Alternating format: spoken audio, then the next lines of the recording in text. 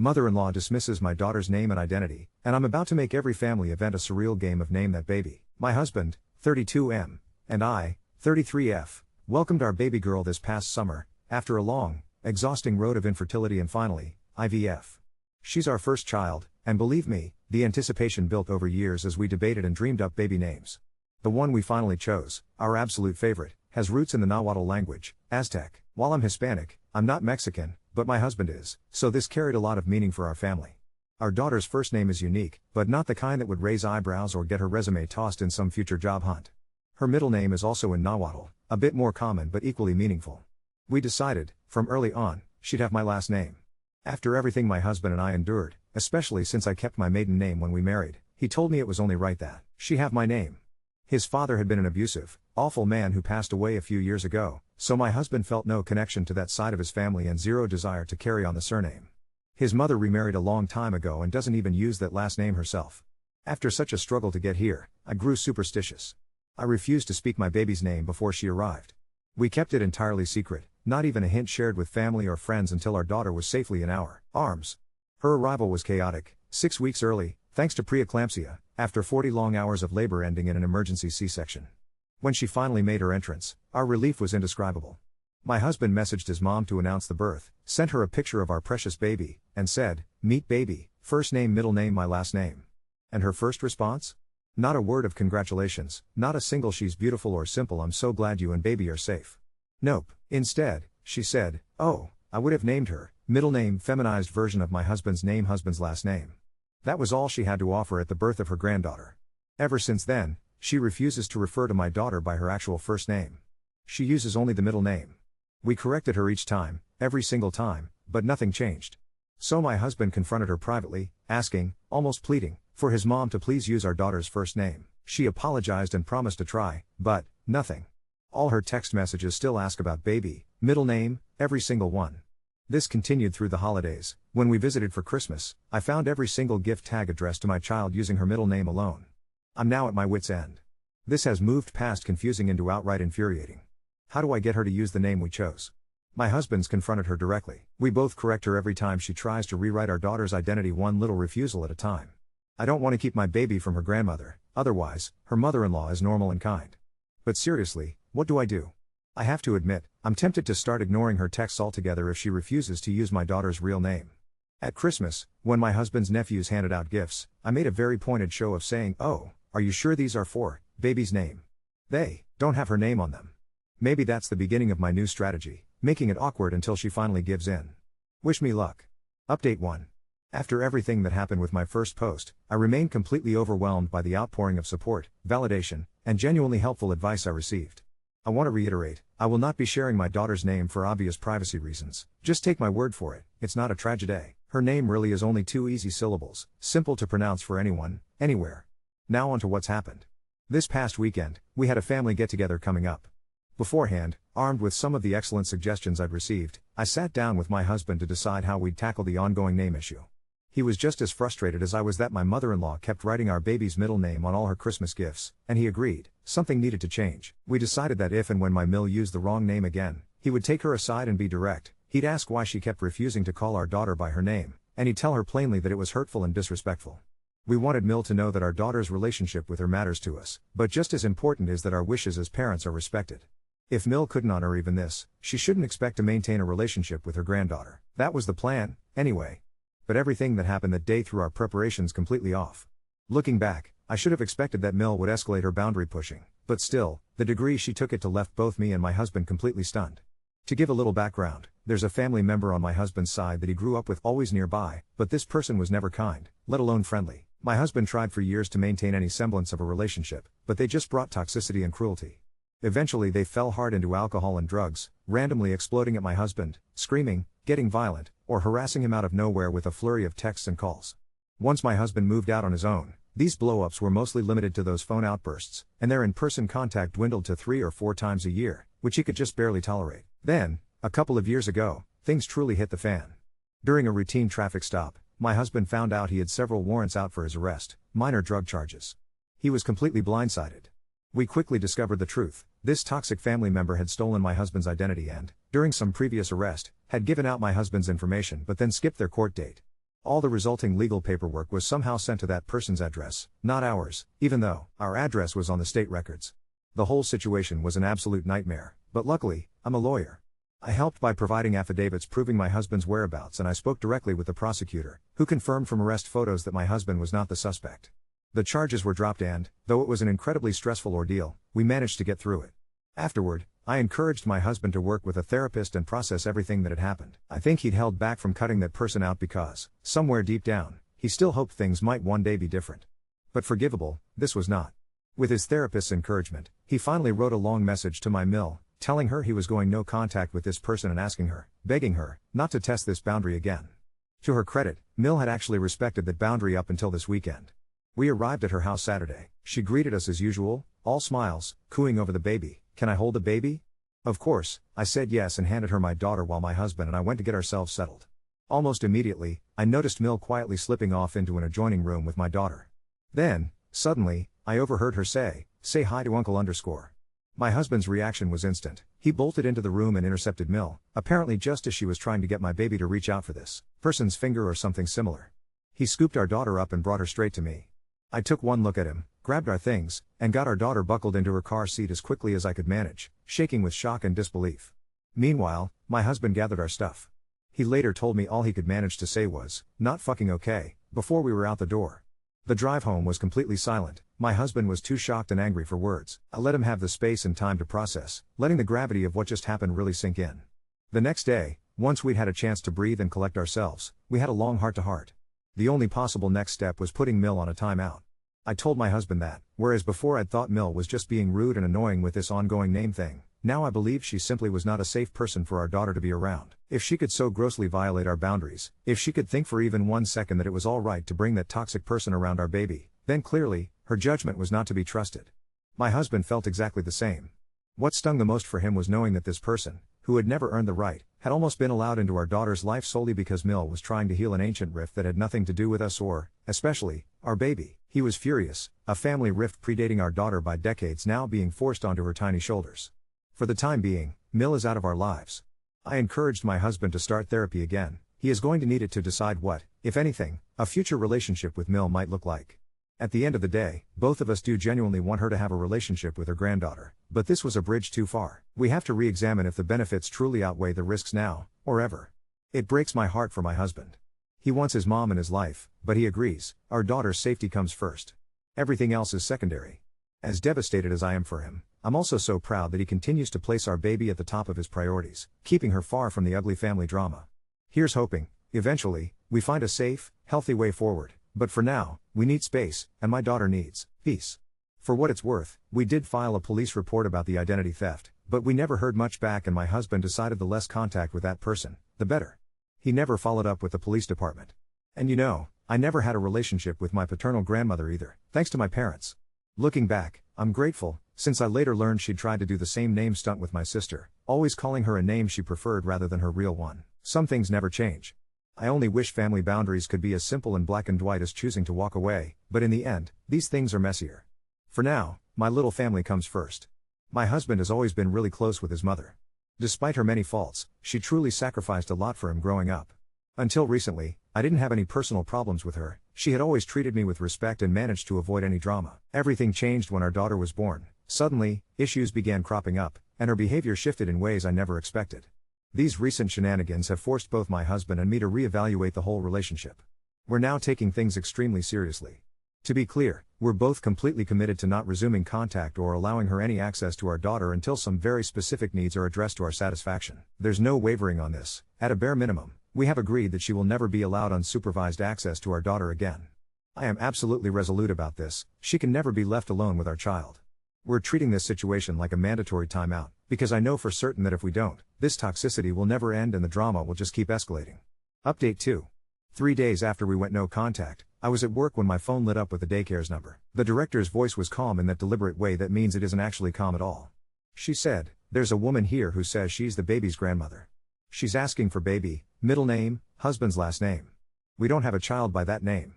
She says you must have registered her wrong." I was out the door before it even hung up. When I got there, Mill was at the front desk with a gift bag, white with gold script, the wrong name embroidered on a tiny blanket draped over the edge like a flag. She had on this bright, breezy smile that didn't reach her eyes. I have never been so grateful for policy in my life. The front desk had already refused her, and they had our no release to anyone but list up on the screen. Mill kept saying she just wanted to peek in at the baby.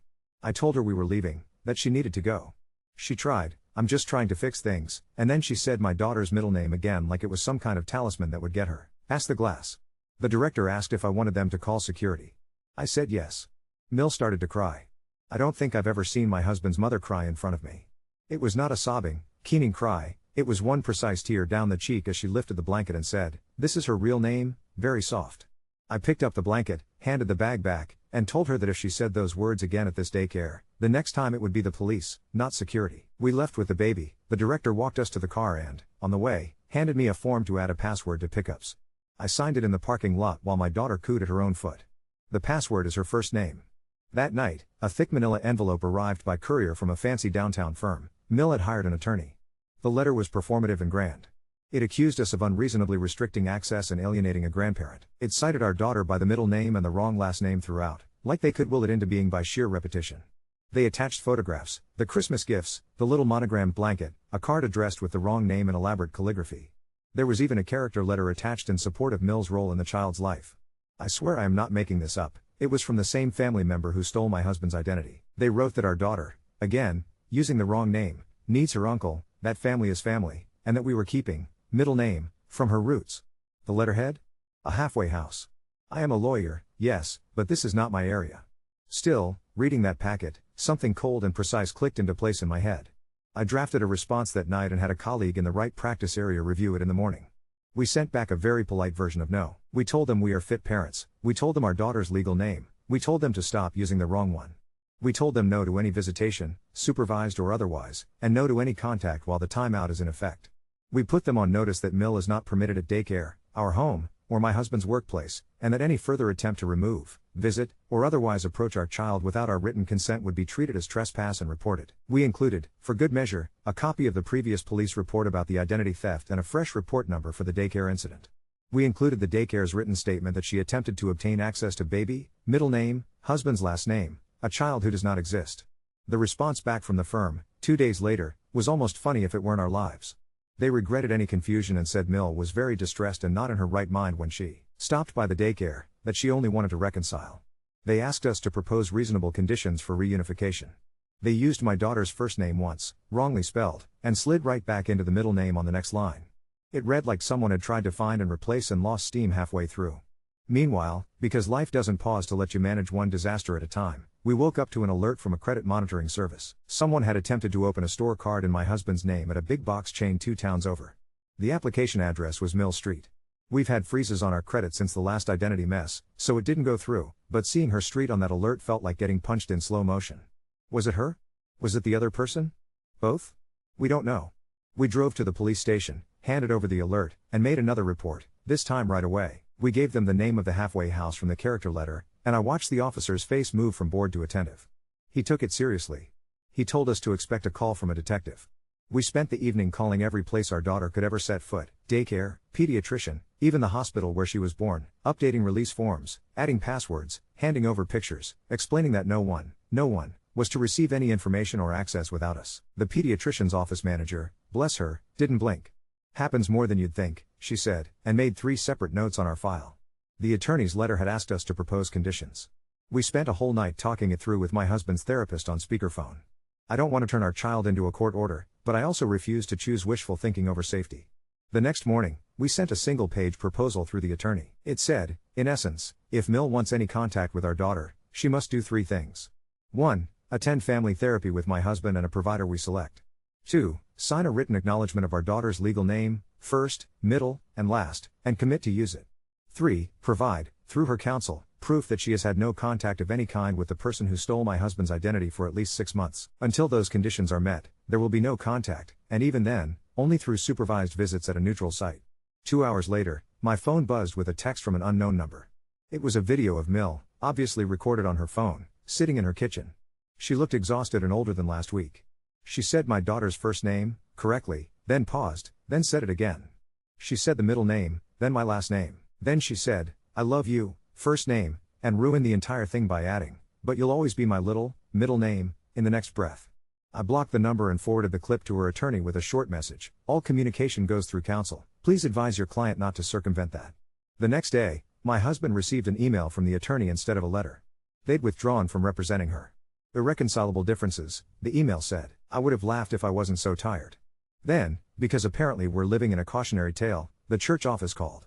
We're very Christmas and Easter, and we hadn't made any baptism plans yet. The receptionist asked if we were confirming the baptism for Sunday. My stomach dropped. I asked what name was on the certificate.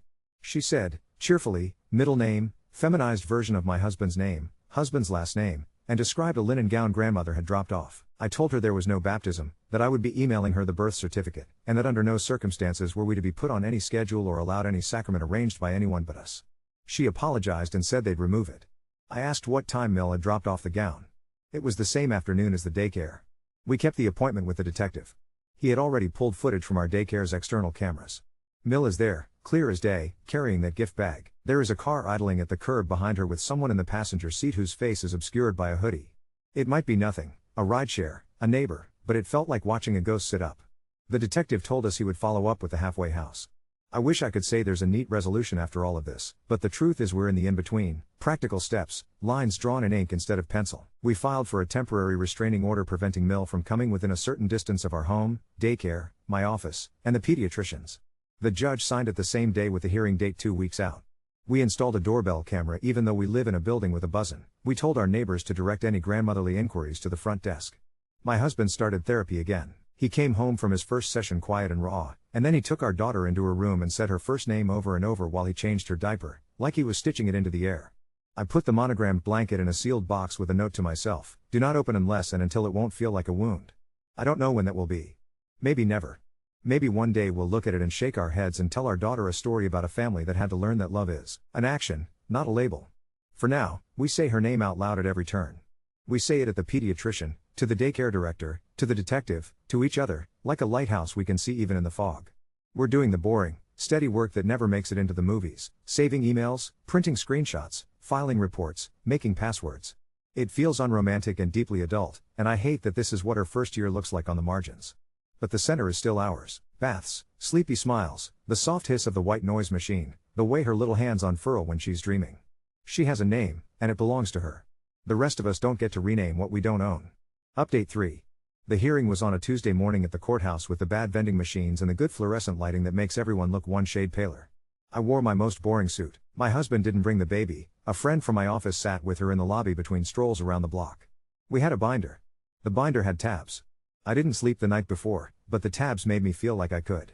Mill came in late, clutching a rosary and a manila envelope that had been bent so many times the flap was soft. No attorney. Her lipstick was too red. I watched her scan the room until she landed on us. The look she gave my husband was something like pleading weaponized into a glare. Our case was called. The judge was the kind you remember from jury duty: the tight bun, the measured voice, the way she waited 2 beats after each objection like she was timing a metronome. She asked me to state my name. She asked my husband to state his. She asked for our daughter's name and I said it, first middle last, and felt the words plant their feet on the carpet. When it was Mill's turn, she cleared her throat and tried: "I'm here about my granddaughter, middle name." The judge stopped her with a hand. "We will use the child's legal name in this courtroom," she said, without looking at anyone but the file. It was such a small sentence and I could have kissed the bench. Mill started to cry when she spoke, one of those tight-chested, airless cries that makes your shoulders lift. She said she was scared of being cut off, said she was trying to fix a misunderstanding, said she was sorry for the daycare but that she just wanted to peek, and then she reached into the envelope and pulled out the tiny monogrammed blanket like it could be an exhibit. The bailiff's voice came from somewhere behind me: "No props." Mill flinched and set it on the table. The judge's face didn't move at all. When it was our turn, we didn't perform. We handed up the daycare statement, the letter from the lawyer, the withdrawal, the credit alert, the notice to the church, the video timestamp from our doorbell camera from the day she tried our building buzzer twice and then called my husband 11 times in a row. It was just paper, stacked and level. Mill said the wrong last name 2 more times. Each time, the judge corrected her like it was a spelling bee. At the end, the judge granted the order. 1 year, stay away from home, daycare, my office, my husband's office, pediatrician. No third-party contact. No social media posts of the child's image or full name. No contact through the church or any school. The judge looked at Mill and said, in that precise steady voice, that this was not punishment, it was protection. "Names have meaning," she added, and then she moved on to the next case, and just like that our emergency became a docket number that unfurled into ink. 2 days later, the detective called. They'd picked up the other person for a probation violation. During the interview, he admitted to the card application at the big box store and 2 others we hadn't seen because of our freezes. He called Mill auntie, but couldn't keep his own story straight about addresses. He said he crashed there sometimes and then said he never went there in the space of 4 sentences. The detective didn't promise anything. He said the DA might tack on identity theft related charges, that Mill's name could come up as a witness, that we should keep documenting. He used the words we've all started using around this. Maybe she's complicit, maybe she's careless, maybe it's both. The facts are the facts, the rest is speculation. Then came the knock. Not a battering ram knock, but the measured 1 2 3 of someone who has practiced not startling people. A CPS worker at our door, badge on a lanyard, clipboard against her hip.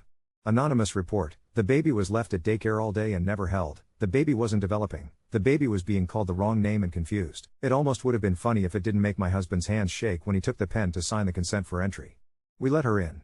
She looked around the apartment, which was 2/3 baby gear and 1/3 laundry. She saw the bookshelf with the board books lined like tiny teeth. She saw the bottles drying by the sink and the stack of pediatric growth charts on the fridge with the documenting scribbles I make in the margins because it makes me feel like I can store time. She asked to see the baby's room. My husband picked our daughter up from her playmat. Our daughter grabbed the CPS worker's lanyard and made a delighted noise like a bicycle horn. The worker smiled. She sat on the floor for 10 minutes and asked us questions about feeding and sleep and who watched the baby when we were at work and whether anyone in the home used substances. She asked to see the baby's crib, and she checked with 2 fingers to make sure it was fixed and not a drop side. She asked for the pediatrician's name, and I handed her a printout from the last well visit and the schedule for the next one. She asked if anyone had tried to baptize the baby without our consent. I said yes and gave her the name of the church. She wrote it down. At the end, she stood and said, "I'm closing this out as unfounded." I said, "Thank you," and then I went into the bathroom and cried until my face pressed a little crescent into the towel. My husband's therapist gave him homework. He has to write a letter to his mother that he will not send yet, a letter with the boundaries spelled out in words so plain you can't pretend you misheard them. He spent an evening at the kitchen table, hands around a mug of tea that went cold, and then he wrote it. He used our daughter's name 7 times. He did not mention the blanket at all. The church called again, a different staffer. He wanted to apologize, personally. He said a grandmother had tried a neighboring parish with a different day and they flagged it because our file was now marked. He said they were updating their policy about scheduling sacraments for minors to require parental signatures in person, with identification, always. He sounded tired in the way people sound when they've just realized how many little cracks there are for big things to slip through. Mill found a way to wave from the edges anyway. A bouquet came to my husband's office with a card addressed to my middle name S. Daddy. It was a violation, and small, and also not small. We logged it. We sent it to the detective and to the court clerk. The clerk called back and told us how to file a declaration. The detective called back and said, "Thank you." The flowers went into the break room with a note that said "free, please take." They were gone in 15 minutes. There was one more call from an unexpected corner, the halfway house administrator.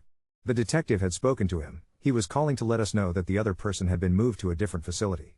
He said Mill had been banned from the premises after an incident in the parking lot. She had tried to hand over a bag through the window to someone not permitted to receive outside items. He didn't say what was in the bag. He apologized for the drama our family had been pulled into. The phrase "pulled into" sat in my chest like a coin you swallow by accident. I wish this ended with a neat bow and we did the right thing and now it's done, but it's not done. The day after the flowers, a handwritten letter arrived in our mailbox with no return address. Mill had written our daughter's full name correctly at the top. The first paragraph was an apology so perfect it read like a template. The second paragraph pivoted. "In our family," she wrote, "we name to honor." She wrote that saying the middle name felt like touching her own mother's hand, that the last name felt like erasing a line that had been drawn in blood. She wrote that she would go to therapy if we picked the person.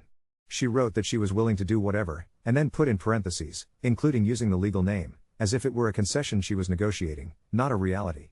At the bottom, she added a little prayer card taped with scotch tape, and on the back of the card she had written, in tiny letters, the wrong name again.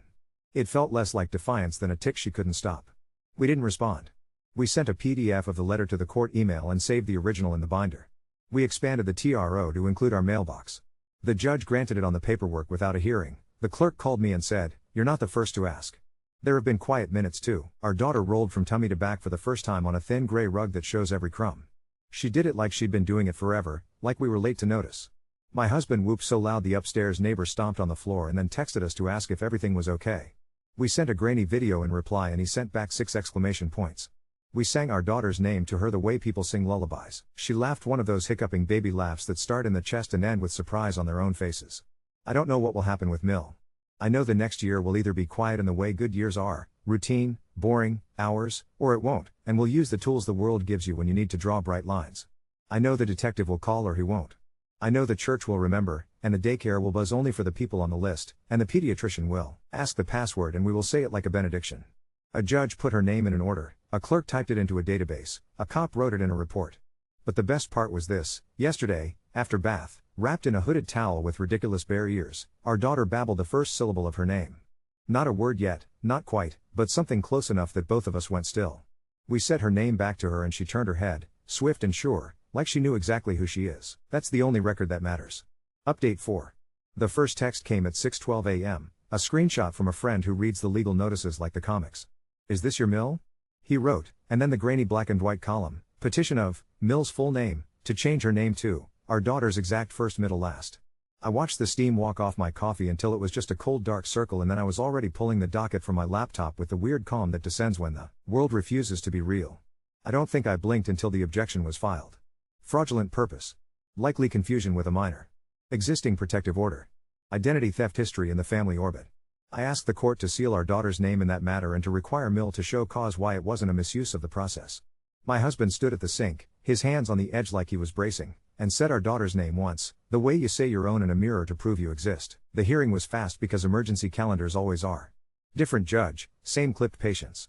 Mill was there in a blouse with tiny embroidered flowers and a printed statement with the kind of centered title you find on chain email apologies.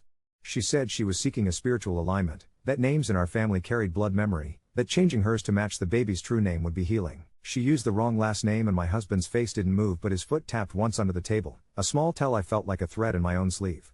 The judge asked her 2 questions in a voice like a ruler laid flat. Are you under a current protective order prohibiting contact with this child? Yes. Has a close relative of the child attempted to use the father's identity within the last 3 years? She hesitated like a dropped beat and said, that has nothing to do with. The judge held up a palm. It had everything to do with it. I handed up the TRO and the police reports and the notice from the DA about victim rights, the kind they print on cream paper and send certified. The judge read for longer than I breathed and then she said, petition denied. No refile for 12 months without leave of court. The minor's name is sealed in this matter. It was over in a gavel-less way, a pen stroke, but my husband's shoulders dropped like someone finally told his body there was a chair. On the way out, Mill tried to hand me another manila envelope. The bailiff had moved before I had. Ma'am, he said, barely more than air. She set it on a bench like a tiny memorial and walked away. Inside, later, there was a stack of half-completed church forms with the wrong name and a photocopy of a photograph, the monogrammed blanket draped over a pew as if fabric could bless itself. I slid it into the binder behind a tab I labeled Other. The detective called that afternoon with the careful tone people use when they know your day has already been stolen once. The bag she'd tried to pass through the halfway house window? Prepaid card scratched bare, a little notebook with 3 addresses, hers, ours, my husband's old off-campus apartment from a decade ago, and a post-it with my husband's social cut in half, the last 4 numbers replaced with question marks like a quiz. He didn't say what he thought, he told me what he knew. The cousin pled to the new charges. Mill's name sits in the report in the spaces labeled contact, present, provided. The DA hasn't decided yet if that means anything more. He told us they'd keep us in the loop. He told us, again, to keep documenting. It was both comfort and assignment. 2 days later, the pediatrician's office called to confirm our insurance for an upcoming well visit. The office manager's voice went warm and then a little crisp. We had a call yesterday asking for immunization records for baby, middle name, husband's last name, she said, reading exactly the wrong combination with exactly right pronunciation. They asked for the password and then hung up. We changed the password again anyway, because defense is repetition when you're tired. Mill did find a new corner to wave from. A profile with no picture and 3 friends appeared in the neighborhood Facebook group with a post that read like a birth announcement. For a baby that doesn't exist, welcome to the world, middle name, feminized version of my husband's name, husband's last name. No photos, just cursive emojis and a tone like a benediction. It was small and also not small. It took me 3 minutes to pull the order and type the sentence that matters. Any use of our child's image or name for contact or publication violates paragraph 7. We filed the contempt declaration with the screenshot and the URL. The clerk called us the next morning. The judge would hear it on the papers. Later that week, an order arrived by email, finding a violation, admonishment, a suspended fine that will become very real if she does it again. Further violation will result in incarceration. It read in dense sentences that felt like steel cable. There were quieter things threaded through the loud ones. Our daughter said her name and then, the next day, said it again with her own private vowel at the end, a little flourish that made it sound like a song. Daycare hung a piece of paper on the hall corkboard with her name in thick kindergarten teacher letters above 2 handprints the color of grass right after rain. My husband stood in front of that corkboard for so long another parent squeezed past him and said cute in that tired way that means all babies are miracles and all of us are late for something. We pinned the handprints to our fridge with a magnet shaped like a pineapple that came in the mail, from an insurance company we will never use. We finally did the thing we'd been meaning to do since the hospital bracelet came off. We took her to get passport photos. There is nothing in this world more absurd than standing in a fluorescent room trying to coax a 4-month-old to look at a camera and not smile. The clerk said neutral face and our daughter gave him the most unhinged grin I've ever seen. The 5th try was a perfect blank stare, her eyes so dark and round they looked like punctuation. We enrolled in the State Department's alert program in the parking lot while she kicked at the edge of her car seat and tried to eat her own sock. It felt like locking a deadbolt none of our neighbors can see. Then, because this has become our pattern, court, cop, church, quiet, the church reached out to us first. The pastor himself this time. He had read the flag on our file and wanted us to know they'd updated their sacrament scheduling rules across the parish cluster. In-person ID only, both parents present, name verified against a civil document. He said it was unfortunate it took a mess to fix a crack. He used our daughter's first name the way you use the right key without jiggling it, smooth and sure. I surprised myself by saying, thank you and meaning it. Mill's name change denial didn't stop her from trying to slip through side doors. The process server came on a windy afternoon with a pro se petition for grandparent time, typed without margins and filed pro forma. It cited a statute that doesn't apply to intact families. It used the wrong name throughout. The hearing lasted as long as it takes to say statutorily insufficient. The judge looked at Mill and reminded her, again, there was an order. On the way out, my husband's jaw was set so tight I could see the muscle jump. In the elevator, he stared at the little glow of the floor numbers like they could tell the future. I don't want to hate my mother, he said into the metal space where our reflections all looked like we were underwater. You don't, I said, because it was true. He hates this. There is a difference. At home, we added a new tab to the binder because there is always a new tab. We wrote our daughter's name on it in thick marker and then we put the pen away. We ate dinner standing up because sitting down felt like a dare. The baby smeared avocado across her high chair tray and then into her hair, and then she looked at us like she had invented green. We bathed her and wrapped her in the barrier towel and said her name again, first middle last, a full sentence we never get tired of saying. I tell myself that at some point soon the strangest thing in our life will be the way she sleeps with one fist open and the other closed, like she's bargaining with the night. I tell myself we are already there, mostly. The detective will call or he won't. The mail will bring a thin envelope or it will bring nothing at all. The order sits there like a fence that's taller when you stand next to it. We keep the doors locked that need locking. We keep the windows open that can be. We keep saying her name out loud, and if there's an incantation in any of this, that's the one that works.